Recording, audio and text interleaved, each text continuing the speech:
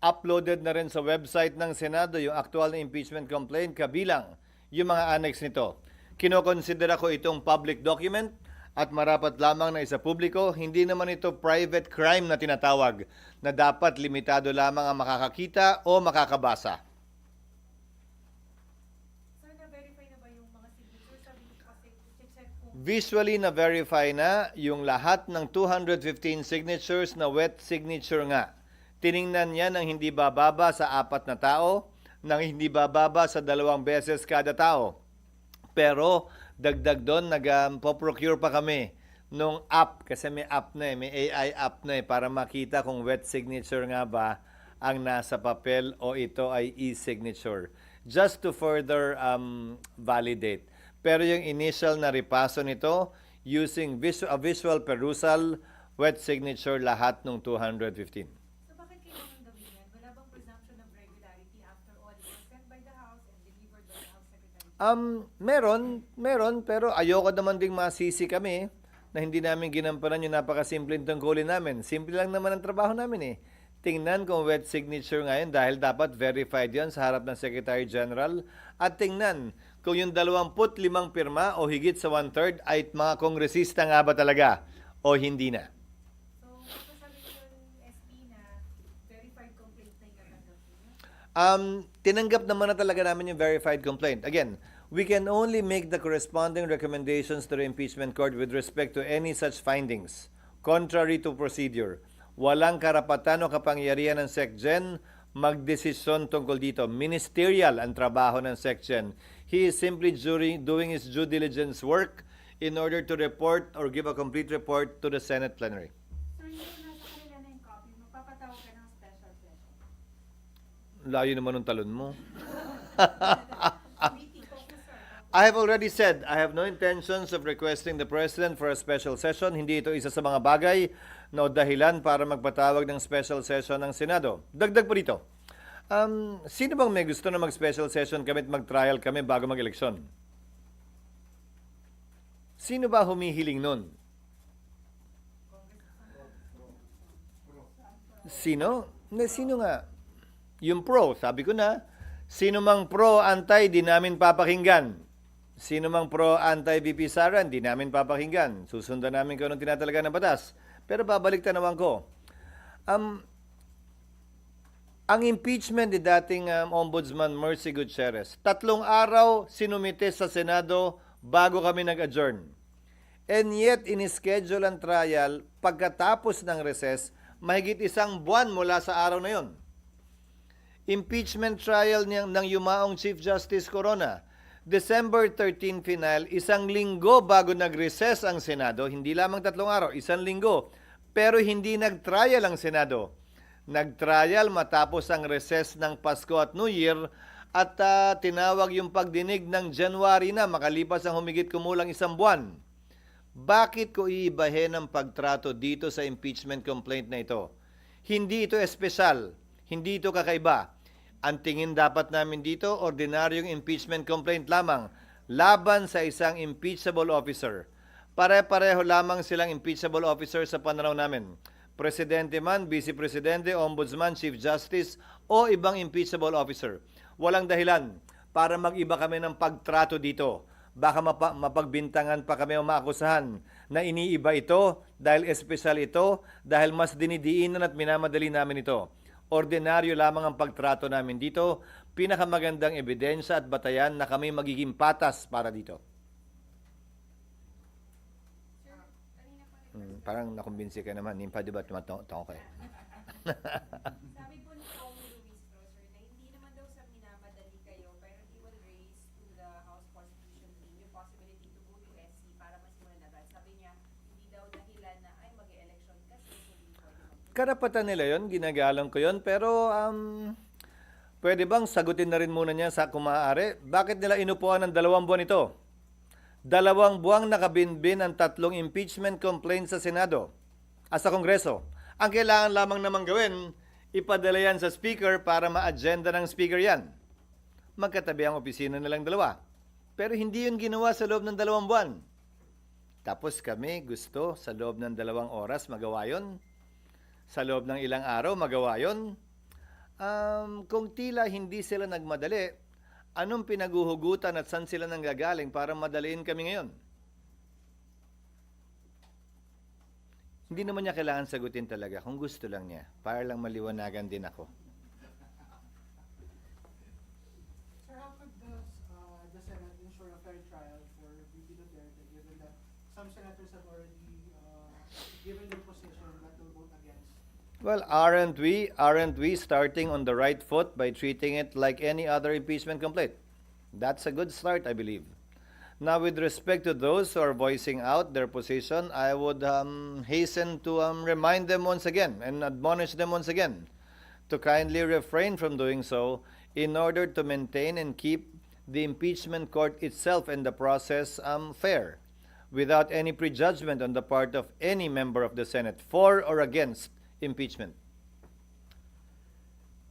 Sir, sa rules of impeachment, ano-ano po yung mga items na kailangan nyo pang ayusin? Nag-mention already yung judicial affidavit. Yung pre-trial briefs na isasubmit, yung halimbawa para hindi mag-aksaya ng panahon, yung pag-otorisa sa presiding officer kung nanaisin nila, na gawin lahat ng mga kailangan gawin to take proper order of the subject of impeachment, kabilang na ang pagpapasagot sa nasasakdal, ang pagpapayag ng pre-trial briefs na maisagawa na, upang sa gayon pagpasok ng bagong Senado ng 20th Senate ay talagang dire-diretso na sa trial at wala nang pag-aantala pa na kailangan nating antabayanan at intayin. So kapag nakapag-trial na, ano yung timeline, I mean, yung period na pwede ninyong matapos yung With pre-trial briefs and with judicial affidavits, I think in 2 to 3 months, the Senate can do it. If we can hold trial for 4 times a week, 4 days a week, of 5 to 6 hours each, I think that would be sufficient. Basing it on the completed trial of then Chief Justice Corona. Yung pa lamang naman kasi ang natapos natin, di ba, na impeachment trial. Yung iba hindi naman natuloy o hindi natapos. Yes, ano kayang magiging question kung tatawid ng 20th Congress? Malayang pwedeng may magtanong, pero anong gusto nilang gawin namin? Finish or not finish? Pass your paper? Ano to? Exam ng grade 3? Hindi pa tapos magpresenta ng testigo yung prosecution at depensa dahil June 30 na. Oh, pagbotohan na natin to. Dismiss na natin to. Ganon? Hindi naman siguro yun ang intensyon ng saligang batas. Ang intensyon marahil, dapat dumating sa punto ang kaso ay matatapos, mareresolbahan at pagpapasahan. Hindi yung bitin-bitin palagi. Pangalawa, nabigay ko na sa inyo yung example o halimbawa ng mga collegial courts dahil ito ay hindi trabaho ng legislasyon. Ito ay trabaho ng isang impeachment court. So hinalintulad ko na yan sa Court of Appeals, sa Supreme Court, sandigan bayan ng mga collegial courts. Kahit nga sa ordinaryong RTC, nagpalit ng judge, tuloy naman yung kaso . Bibigyan ko kayo ng isa pang halimbawa. Yung SET, yung mga kaso sa Senate Electoral Tribunal, tumatawid ito ng susunod na Kongreso. Bagaman nagpalit ang mga maestrado ng Korte Suprema sa SET, bagaman nagpalit ang membership ng Senado dahil tumawid sa panibagong Kongreso, tumutuloy-tuloy din ang kaso doon at hindi kailangan i-dismiss dahil lamang pumasok ang panibago na namang Kongreso. Maging ganun pa man, ito ang unang beses na mangyayari ito. May karapatan sino man mag-question ito. Pero tulad ng sinabi ko, hanggat walang TRO ang Korte Suprema, gagawin namin kung ano ang tingin naming tama kaugnay sa paglilitis na ito.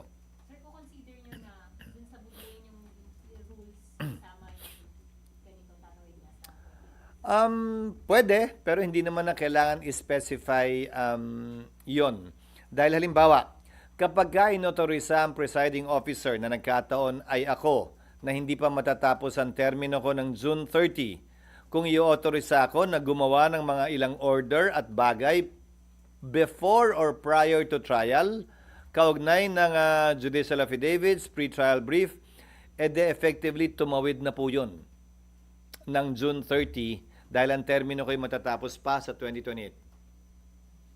At sangayon din sa rules ng Senado, magpapatuloy na tagapangulo ang sino man nakaupong tagapangulo ng Senado hanggat hindi nahahalal ang kanyang kapalit sa susunod man na Kongreso o sa loob ng parehong Kongreso. With the senators already furnished with the impeachment complaint and sabi nyo nga na-verify yung leading source, magpapatawag na kayong caucus? Hindi. Ako hindi ko pa nababasa eh. So you give Mula- them time to They will be given time to read. They will be given time to review it. We will be sending them a draft of the rules, proposed rules for their review too. Para pagdating ng June 2, wala nang hindi ko pa nababasa, I need more time to read. Wala nang ganun. Sapat na panahon na to para mapag-aralan nila lahat ng dapat at kailangan at pwedeng tingnan at pag-aralan. and so nag-attend kayo sa drafting ng rules. Hopefully in the next 2 weeks, matapos namin yan, in draft. And then we'll get opinions from various sectors, the academe, para mabuo namin ito ng may buong tapang at kumpiyansa na sapat na yon. So Senate legal team mo na yung gagawa, magda-draft ng Yes. rules or with the consultants na? With the consultants na. Tapos ibabato namin sa ilang academe, sa sector na academe, ilang mga kaibigan namin sa academe, basta't hindi sila sasama o kasama sa impeachment trial sa magkabilang panig. Because again, as I told you the last time, balita namin, siyempre marami ng mga abogadong nagkukonsultahan, nag-a-apply, nagkinukuha sa prosecution man o sa depensa. And then saka niyo po i-relate din Sa sa mga mga senador para mabato rin nila sa kanilang mga consultant para pagdating ng period para pag-usapan namin at pagbotohan yan, handa na ang lahat sa kanilang mga panukalang amendment kung meron man. SD, doon lang sa, sa mga dates. Sa June, sabi niyo sa June 2 possible matalakay, may i-refer sa committee, tama po ba? Hindi na i-refer sa committee yan. Alam niyo impeachment? Sa plenary agad yan. Plenary agad, tapos magko-convene agad kayo as impeachment court? Pwede. Unahin muna namin yung rules. Unahin muna namin aprubahan yung rules. SB, is the Senate also open to subpoenaing VP Duterte's bank records? It depends. It depends. The Senate cannot and should not, as an impeachment court, issue opinions regarding that without any party requesting for it. Hindi kami investigador. Hindi namin trabaho hilingin yon. Dapat, kung kailangan talaga yan, may partido, prosecution of defense na manghihingi niyan, at kung objekta ng kabila, pagpapasahan po namin yan. Ayokong pangunahan ng impeachment court kaugnay sa bagay na yan. SB from preparation po, most likely July or August po ang actual trial. Most likely when the new Congress already enters into its function. That means after SONA. SONA, I think, is on July 21. Tama? Kindly check.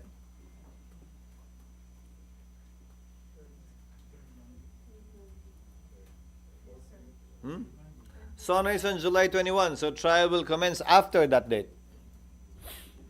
So yung hindi ba to with this hanging, hindi ba makaka-apekto sa politika, ekonomiya?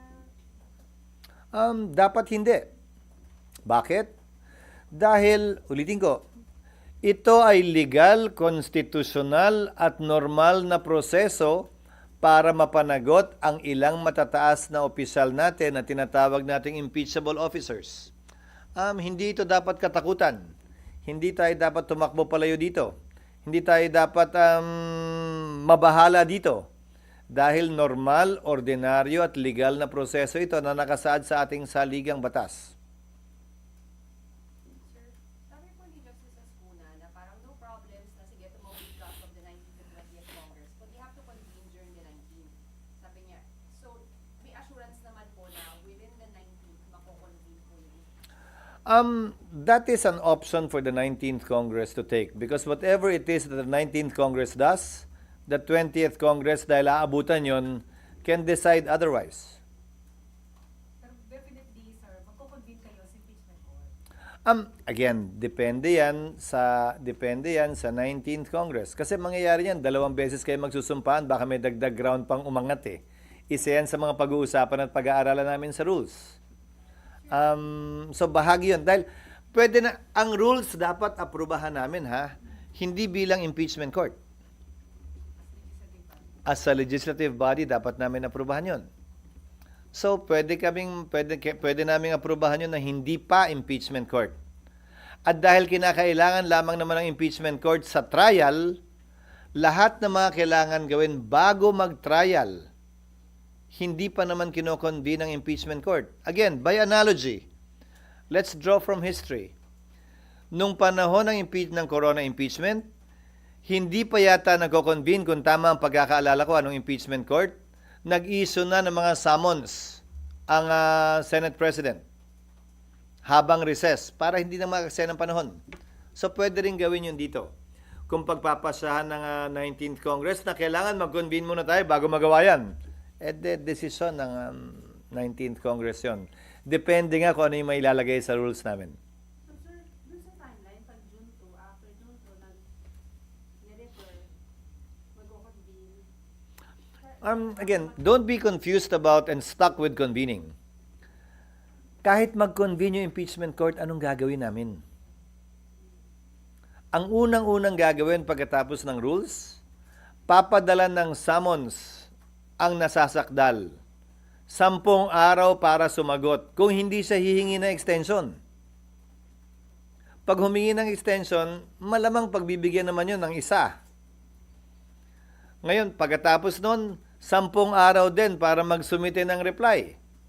Baka humingi din ng extension. Pagkatapos nun, baka humiling naman yung nasasakdal ng pagkakataon magsubmit ng rejoinder. Hindi ko alam, pero karapatan niya yun. Karapatan din ng prosecution magsubmit ng rejoinder. Karapatan din ng magkabilang panig kung tingin nila may nais pa silang sabihin o isumite na pleading, magsumite na tinatawag nating ad cautela pleading. So, mahaba pa yun eh. Tapos magpi-pre-trial. Maghahanda sila ng judicial affidavit, pag-uusapan nila kung ano yung mga admission na pwede na lang sabihin, hindi na kailangan patunayan yan para hindi humaba. Okay na kami dyan, tanggap na namin yan. Kaya nga ang tawag pre-trial, di ba? Kasi hindi pa trial eh, pre.